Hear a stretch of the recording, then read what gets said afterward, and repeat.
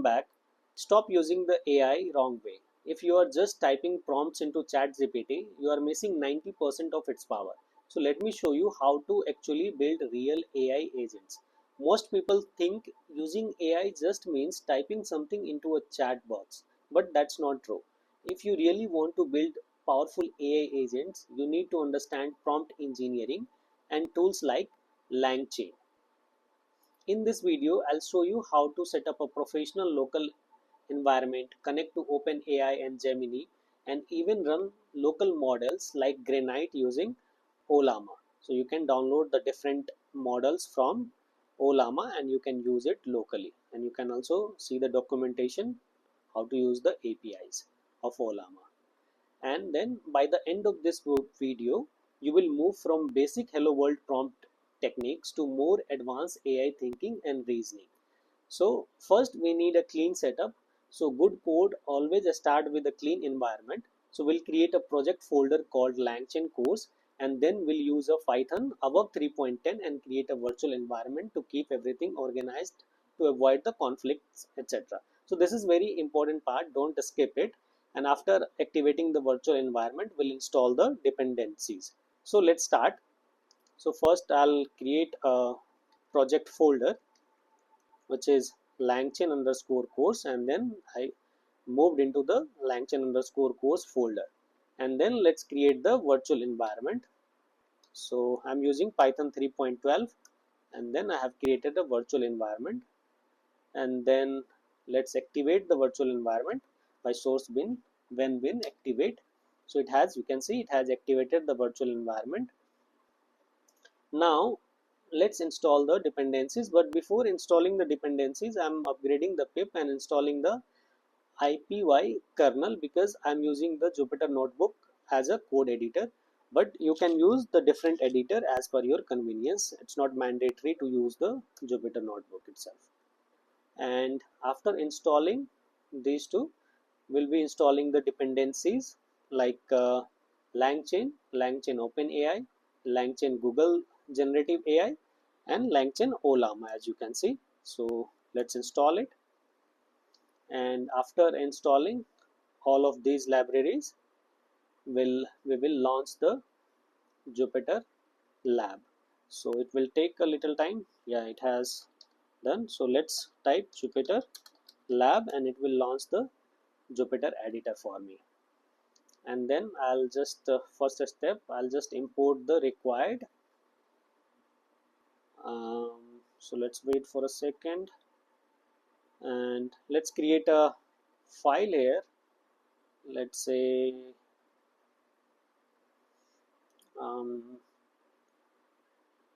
name it first AI agents, and let's import the required libraries to run the LLM. So first I have imported the OS and then Ollama LLM to run the LLM locally, Chat OpenAI for using the ChatGPT models, and Chat Google Generative AI to use the Google Gemini models. So let's run it, and then I'll be defining the LLM models, and then we can. So here I'll explain the code. So basically first I have created the LLM model which takes the prompt text, and I have keep the provider as a Ollama default because I'll be using this Ollama by default. And you can use the other models if you want for Gemini and OpenAI, but you need the API keys for these models. So you need to set up the API keys and then you can use these models. So the code will be the same. You just need to pass the model name into the LLM models and the params if anything you want to modify. So as you can see, if provider is equals to Ollama, then it will initialize the Ollama LLM, and the models, the Ollama models which I am using is Granite 4.13 billion. So this is the model which we are using. You can see this model available on the Ollama models website, so you can see the details of this models here. And then after that, um, we are using the max new tokens 100. So max new tokens is a parameter which tells LLM that do not generate more than 100 new tokens. And then here we can see we have another model, OpenAI, and for this model you need the OpenAPI key. So if you want to use this model, you need to generate the OpenAPI key and use it. So don't add the keys directly here. You can add the environment variable, environment file here, and you can use that from the environments here. So similarly, same for the Google Gemini. And then here we are LLM.invoke. We are invoking the LLM with the prompt text, whatever the prompts user has given, and then we are getting the response. And at the end of the response, we are printing the user's prompt and the LLM response. So this is the method simply we created. And if you want to use the LLM differently with different model, so you can just pass like this LLM model, and then you can pass like prompt and then model name. Here you can pass the model name, but I'll be using the default model, which is the Ollama, so I'll be not be passing the model name. Okay, now so let's test this model. So let's test this model, and let's say hi. As I'm running this model on my local machine, so it will take little bit of time, little bit of more time to execute it, but definitely it will give you the response. You can see it is running and it will give you the response. And after that, you can see it says hello, how I can help you today. So this is the response we got from the Ollama model. And similarly, you can use the different models and it will give you the different answers. Next is prompt engineering. So what is prompt engineering? Prompt engineering is the art of science that crafting effective inputs for large language models to generate desired outputs. As language models have evolved in capability in size, so it has importance of how we communicate with them. Prompt engineering involves strategically designing text prompts that guide an AI model's response towards a specific goals, formats, or reasoning patterns. So basic, there are different types of prompt engineering, and the types are: first type is zero shot prompting, second is one shot prompting, third is few shot prompting, fourth is chain of thought prompting, and fifth is self consistency. So here I'm just to show you, these are the types of prompt engineering. So zero shot prompting means we are just giving a simple question to the prompt, simple question to the LLM, and it will give you the response without any context. And one shot prompting is you give one example to the LLM and it will give you the answer as per the example given. Similarly, few shot prompting, in few shot prompting you will give the multiple examples. And chain of thoughts of prompting, in this you need to give step by step, you need to instruct LLM to give the step by step calculations.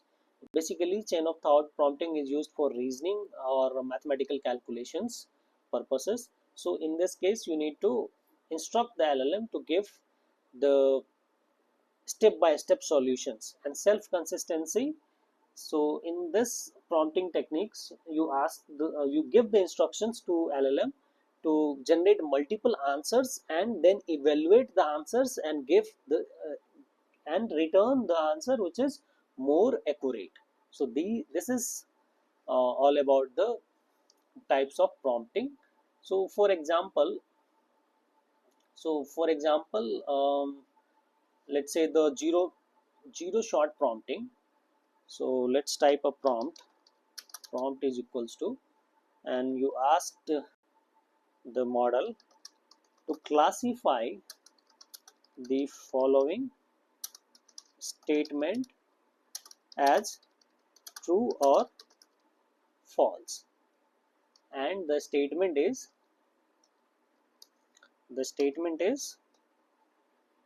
the Eiffel Tower is located in Berlin. Sorry, Berlin. So this is, and then let's call the LLM model. So let's copy it. So let's call the model and pass the prompt. Let's run it. I guess there is a typo. So my bad. Let's run it. And the question is, classify the following statement as true or false. The Eiffel Tower is located in Berlin. And you can see the response is false. The Eiffel Tower is located in Paris, France, not Berlin, Germany. So you can see the LLM has given you the response. So this is the example of zero shot prompting. And you can ask, you can do the practice, like write a prompt that asks the model to classify a movie review as positive or negative. So if you want to evaluate the sentence, like ask model to classify the movie review is basically, it's a sentiment, it's a positive review or review is negative, so that you need to ask. So let's say I have created a one prompt here, and you can see the prompt is, classify the following movie review as either positive or negative. And the review is, I was extremely disappointed by this film. The plot was predictable, the acting was wooden, and the special effects looked cheap. I can't recommend this to anyone. And classification, so you ask the model to review this as a positive or negative. So let's run it, and you can see the model is saying negative. So these are the type of zero shot prompting. Now what is one shot prompting? So one shot prompting provides the model with a single example of the task before asking it to perform a similar task. So this technique gives the model a pattern to follow, improve its understanding of the desired output, format and style. So one shot learning is particularly useful when you want to guide the model's response without extensive examples. So for example, let's say one shot prompting, one shot prompting, and then let's type a prompt equals to, in this prompt we need to give one example so that model can evaluate the next question on the basis of the given example. So here is an example of translating a sentence from English to Hindi. So let's give the sentence. So sentence in English is, how is the weather today? Let's ask, how is the weather today? How is the weather today? And the translation is in Hindi. Translation will be, yes, आज का मौसम कैसा है? And then this is the first example, one example which we have given to LLM. Now ask the LLM next question. So now translate the following sentence from English to Hindi. And then you can write something like this, English and sentence, say, where is the nearest supermarket? where is the nearest supermarket. And now let's call the LLM underscore model, and let's pass the prompt, and let's run it. And it's running now. See, these are the prompts which we have printed, and the response is Hindi सबसे पास का supermarket कहाँ है. So the model response shows how it applies the structure and context provided by the initial example to translate the sentence. So consider experimenting with different sentences or adjust the parameters to see how these changes impact the model's translations. This is very exciting. I hope you guys like it. Now, the most important part is don't forget to practice different one-shot prompting. For example, create a prompt with the one example of a formal email and then ask the model to write another formal email on a different topic. Alright, so let's move to the second example, which is few shot prompting. And so what is few shot prompting? Let's it's running little bit slow. So few shot prompting. So what is few shot prompting? Few shot prompting extends the one shot approach by providing multiple examples, typically 2 to 5. So in the one shot prompting, we have given only one example here.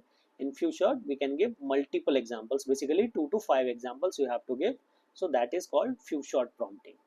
So for example, I have here created one example of few shot prompting. So let's enter it, because typing all of this will take a lot of time. So I have created this just to save time. So the prompt is, let's understand how to detect emotions from everyday sentences. So here are some examples. The example one is sentiment. I finally got the job I was preparing for, and the emotion is excitement. The second statement is, why does this code keep breaking every time I run it? Emotion is frustration. And then statement again, the third statement is, I miss the days when we used to hang out every evening. And it's like nostalgia didn't work. So what should be the emotion here? And another one statement is, that movie was so terrifying, I couldn't even watch parts of it. So these are the sentiments which we have given to the model, and then we need to run it. Now let's run it and pass it to the LLM. So LLM underscore model, and then pass the prompt, and let's run it, and then we can see again it is running on my local machine. Yeah, so it's done. Now you can see the response statement. I spent hours on this and still didn't work. Emotion frustration. Statement, that movie was so terrifying, I couldn't even watch parts of it. Emotion fear or anxiety, depending on the context. So you can see, giving the examples, it is able to identify the next statement's emotions. So this is the example of one shot prompting. And then the next one is chain of thought prompting. And what is this chain of thought prompting? So it means it encourages the model to break down complex problems into a step-by-step reasoning before arriving at a final answer. So by explicitly showing or requesting intermediate steps. So this technique improves the model's problem solving abilities and reduce errors in tasks requiring multi-step reasoning. So chain of thought is particularly effective for mathematical problems, logical reasoning, and complex decision-making tasks. So let's see that in an action. So chain of thought of prompting, and the prompt is here, let's solve this step by step. A shop started the day with the 22 apples. During the day 15 apples were sold. Later, So let me run it first so that it takes some time, and then I'll read the question. Yeah, so later the shop received a fresh delivery of 8 apples. Can you calculate how many apples are in the shop now? Explain your reasoning clearly step by step. So in case of chain of thought, it is very important to mention that step by step. So you can see it has given you the step 1, step 2 and step 3. So from the response from the model, you can see the prompts directs the model to add the initial number of apples to the apples received in the new delivery, subtract the numbers, and etc. So after, you can see the conclusion. After counting the sales and the new delivery, there are now 15 apples in the shop. So this is about the chain of thought prompting. And self-consistency is an advanced technique in which the model generates multiple independent solutions or answers to the same problem, then evaluates these different approaches to determine the most consistent or reliable result. This method enhances accuracy by leveraging the model's ability to approach problems from different angles and identify the most robust solution through comparison and verification. So for example, here you can see, let's think through this carefully. When I was 4 years old, my sister was half of my age. Today I am 60 years old. Can you figure out how old my sister is now? Solve this using 3 different approaches. Explain each method clearly and then compare the results to arrive at the final answer. So I just ran it, and you can see um, to response is, to determine your sister's current age, we can approach the problem in 3 distinct ways. Let's walk through each method. So first approach is using age difference, and then it has the answer is 58 years old. Approach 2 is setting up an equation, and then answer is 58 years old. Approach 3 is direct proportionality, and the answer is 58 years old. So you can see all 3 approaches using the different setting up an equation and applying direct proportionality lead to the same conclusion. Therefore your sister age is 58 years old. So this is about the prompt techniques. So this is all about the today's video, and next we will be learning the LangChain and the prompt templates. So I hope you like the video, and don't forget to like and subscribe. Thanks for watching.